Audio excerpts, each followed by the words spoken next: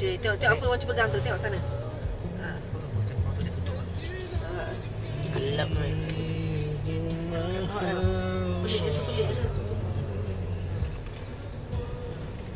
Nanti main kat video kau, gambar dia cantik. Pak Driver kita menung. Oh, so Driver. Orang.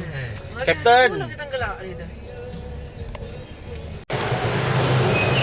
Sekarang kita berada di gerai makan di Pasar Geylang Serai. Jadi kau makan apa sih? Rebus. Okey, Aziz.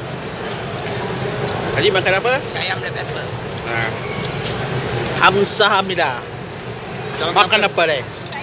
Nasi ayam. Azam makan apa? Soto nasi. Okey. Interview makan apa ni?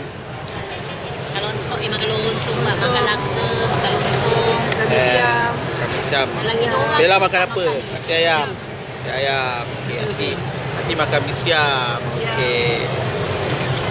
Alright. Baik.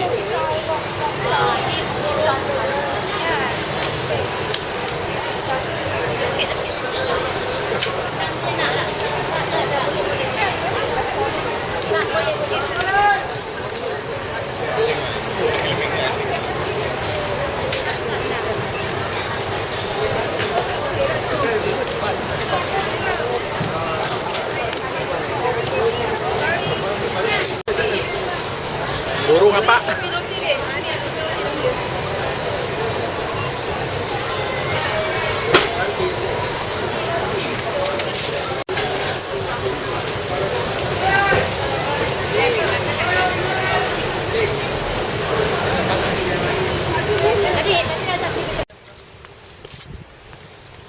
Sekarang kita berada di kawasan perkarangan Tanjung Ru, membelakangkan stadium baru dan stadium tertutup, indoor stadium.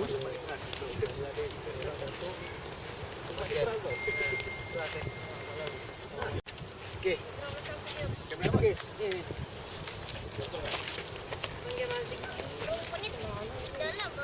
Nak ambil jana, nanti ambil.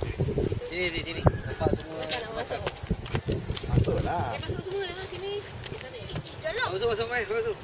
Family dululah.